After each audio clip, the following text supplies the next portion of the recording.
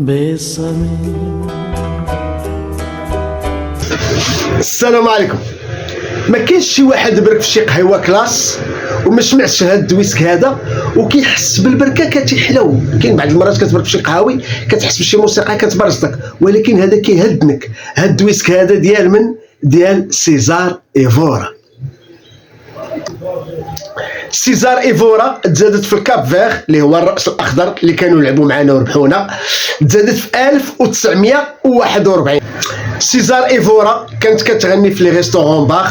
كانت واحد النهار كتغني وكيف قلت لكم انا الصوت ديالها كيبنش، كانت بركه كتغني وكان واحد من لي كليون تما كيتفرج وكيتصنت ليها، كيحس براسو ترفع لواحد العالم اخر ويبان ليه البلان في هاد المغنيه. قال هذه علاش انا ما نحتضنهاش. وهذا السيد هذا كان فرنسي، وباش تعرفوا الكاب فيغ راه هي مستعمره برتغاليه وهي كانت كتغني بالبرتغاليه.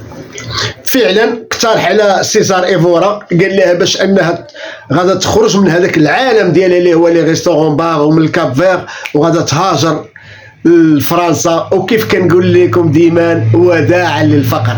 علاش؟ لان سيزار ايفورا هذاك الماناجر ديالها الفرنسي اللي شدها اول حاجه دار لها واحد البرومو خطير، وبدات في اول سهره ديالها دارت كيف كنقول سولد اوت، يعني اللي تيكي ديالها تباعوا قبل ما يطبعوا.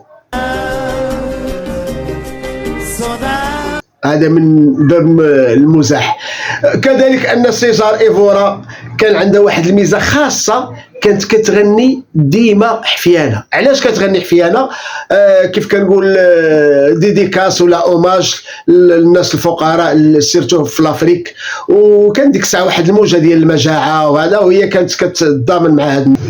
سيزار ايفورا دارت بزاف ديال الالبومات، بزاف ديال الاغاني.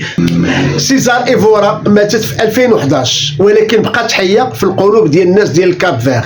علاش؟ لانها دارت بزاف ديال الاعمال الخيريه وعاونت بزاف ديال الفقراء تماك. خدات الجرامي في 2004، وكيف قلت لكم اشهر الاغاني ديالها اللي هي لا ديفا اوبيوني وسوداس وبزاف ديال الاغاني. لكم على سيزار ايفورا كانت عايشه بالستيل اللي بغات هي، بحال الحلقه اللي كنت درت قبل ديال تريشي شابمان.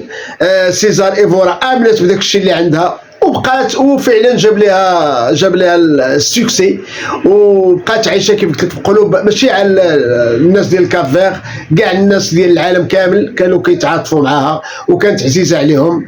واللي بغيت نقول لكم ديما دونت ووري بها. السلام عليكم.